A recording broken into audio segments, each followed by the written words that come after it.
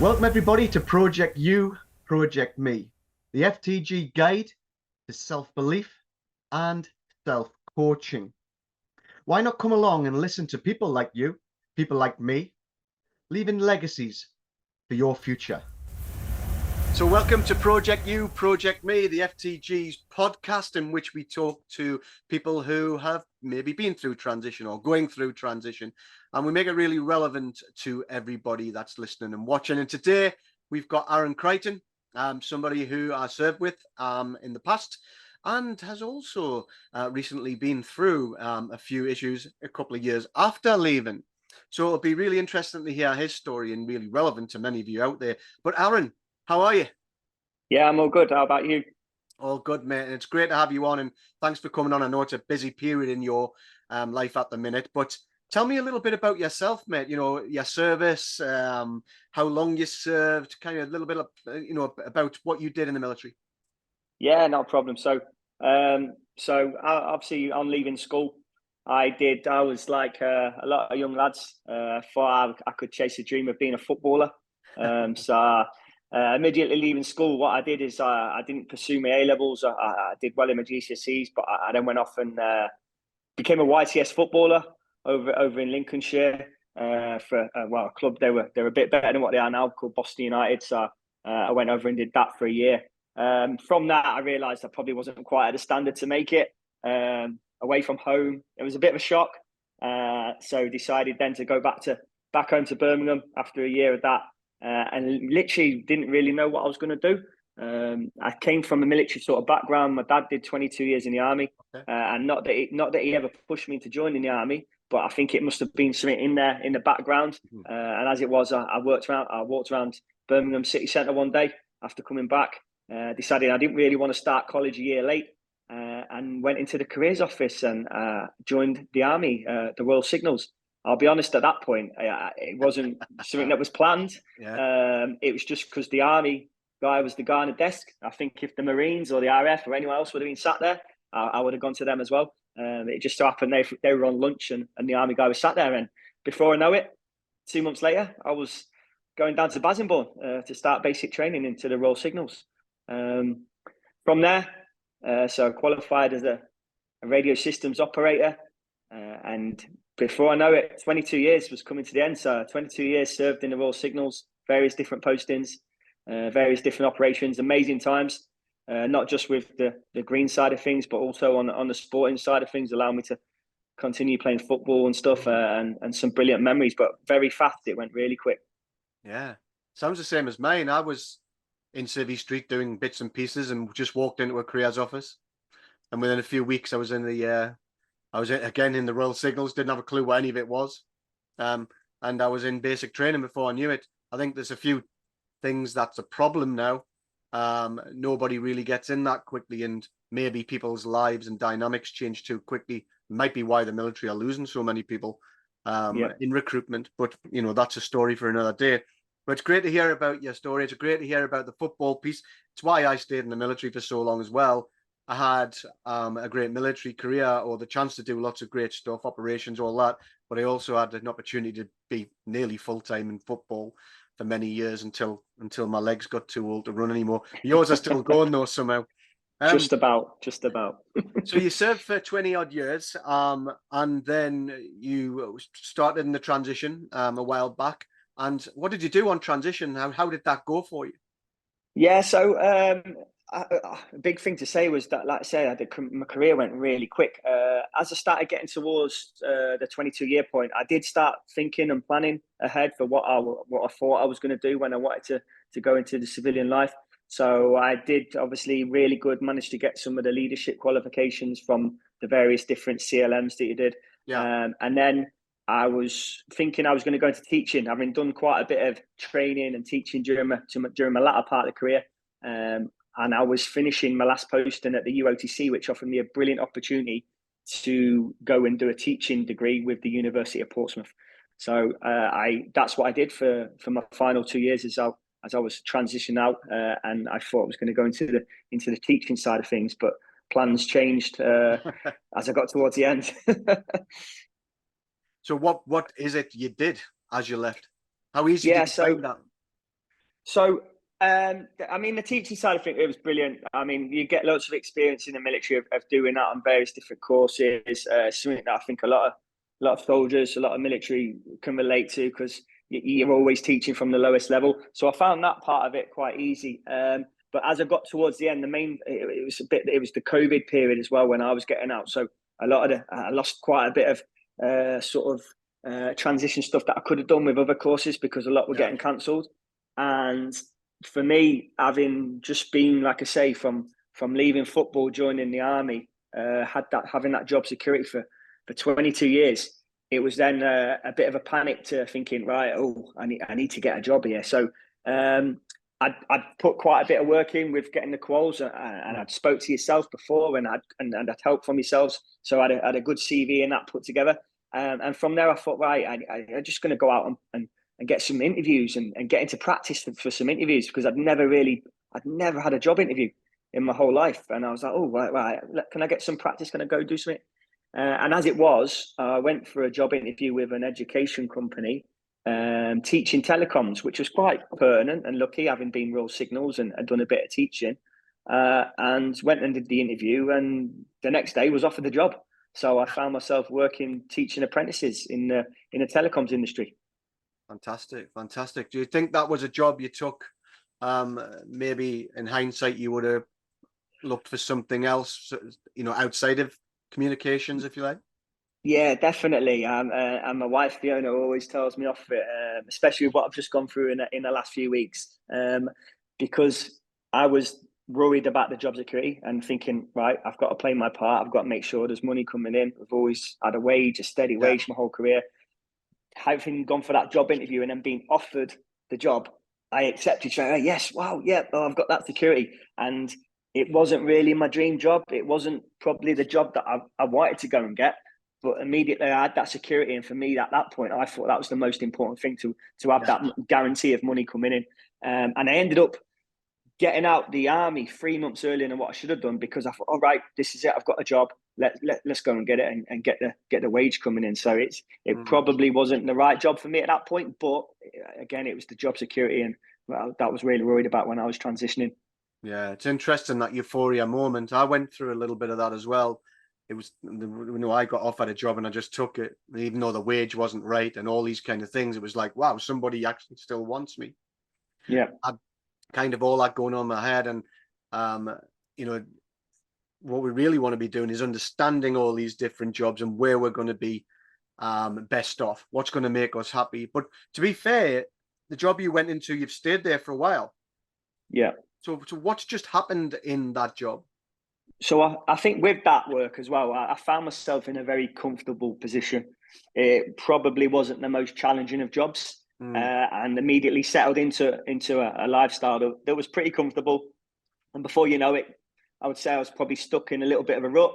And just under 2 years down the line now, that's where I am.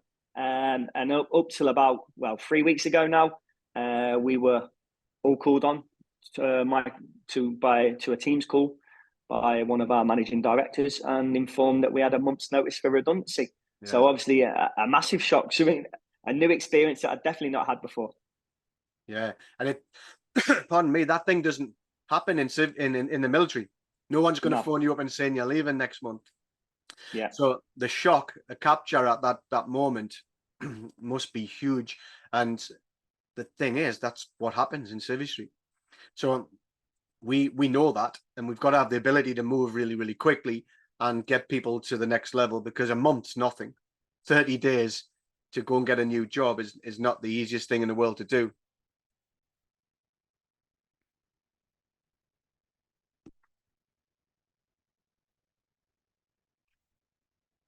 First evening, because the call was at 4:30 in the afternoon, so they did it last thing in the day. That first evening, my mind was a little bit blown, to be honest. Of what am I going to do? Where's the money going to come in from? How can I support my family? And I obviously sat down with my wife, and she'd been in civilian life all her life, so she knew the score. She knows these things happen, and she was pretty good with calming me down on that first evening, because I'll be honest, I didn't know what to do right away at that point in them first few hours. Yeah. it's no, that shock. It's difficult. I don't really think you have to be in the military to get that shock, but if you were just a civvy a civilian all your life, you would be just as shocked. I think it's so harsh though when you're in the military to think about someone can just give you 12, 30 days to leave. It's really short period of time, but we know we can get good quality top talent into roles before that. So and I'll let you explain it. What was that process like for you on that second day when we had the conversation, and then all of a sudden we just triggered the FTG kind of partnership with all of our businesses, and we contacted every single one of them, or many of them who were relatable to you, because let's face it, training, degree, all these great things that you've got will work with many businesses. What was the impact at that point? Oh, amazing. From going from that Thursday evening of being in absolute shock to then making contact with yourself, that second day having an amazing conversation, confidence straight through the roof, because knowing that there was people out there that could help, right? Knowing that there was so much support, you immediately, that's part of the process with yourselves, put me at ease. All right, came up with a plan, sat down, what we're going to do. All right, this is what we can do for you. This is what we can do together. What do you need to do? Do I need to touch up my CV? Let's have a look at this. What can you do? What can you offer? And like, honestly, that Friday, when then the process of all the emails going out to all the companies, and then instant replies from so many companies saying, right, yeah, we've seen your CV. Yeah, like let's have an interview. Let's chat. What can you do? And I think from that Friday afternoon to the next week, I'd already had 5 interviews lined up for the next week, which is going into that weekend, from the night before being in shock, thinking what I'm going to do, to going into that weekend was just amazing. It was the relief was unbelievable, and knowing that there was lots and lots of options out there very, very quickly. It was amazing. And that's what we try to speak with our partners about is the speed. And some of them are so speedy, within minutes you're getting replies, and we're not talking about for average job, we're talking about high level jobs here. And I know we do speak very highly of Colas Rail, and there's a guy called Chris Pugh there who does a lot of work, ex Royal Signals, funny enough, but he was straight in, wasn't he? And you went straight for interviews, and within a few days you'd been offered straight away with them. Yeah, no, we've straight cut with Chris and Colas Rail. What a great guy, another great guy, and someone I've never met before. The instant reply, the email, right, let's get this set up. And then from the first interview I had with him was on the Monday afternoon, and with himself and a HR person, and yeah, straight away, next day offered a job with them, which was amazing, really was. Yeah, and that was how the week flowed. I went from a position thinking, right, I'm stuck here, to then all of a sudden having job offers. Yeah, and the hardest thing, making a choice then of how to select which job to go, and because they were all great jobs, and I'll be honest, they were all better jobs than what I was currently in, on more money, with better packages, better locations, better, everything was better. And the hardest thing was deciding then which job to take, and they all came in so quick, so it was a whirlwind. Yeah. Sorry. Can you still hear me? You got me there? Yeah, sorry, my ears are too big. My headphone fell out. I thought it was the bad weather here. But yeah, what a horrible decision to have to make, though. You've gone from, I've got a job, a nice lifestyle, and I'm all of a sudden, I've lost my job, but actually I've got really big decisions to make now on which is the best job to take. Yeah. If we could all go through that, it'd be pretty cool.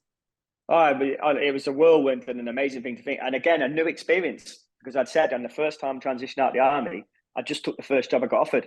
And having spoke with my wife this time, she said, no, don't, you just accept a job. And then within like that 2 days, so I had 3 job offers straight away. And they were all really, really good jobs and with good people. Yeah. And I could tell that they were good people and good companies to work for. So again, it was a new experience. But the worst thing was then having to phone them up and just say, sorry, I'm going to take one of the other jobs because it just fits for my family and my location better. But Yeah, amazing. Yeah, well, always listen to your wife. Is what I get told. They do give you some honest feedback. There's no one closer, is there? So that honest feedback is always worth listening to, especially when our spouses and things like that have been in City Street. Sometimes we take it for granted that we know it all. The fact is, we don't know it all. They're probably way more Yeah. experienced in what we're going through. But it's been an amazing success, and I'm so happy that it's all worked out and that we can continue doing this for everyone, really. And at the end, we've got this golden nuggets piece that we talk about now. I'm clearly putting you on the spot because we only set this up over the weekend.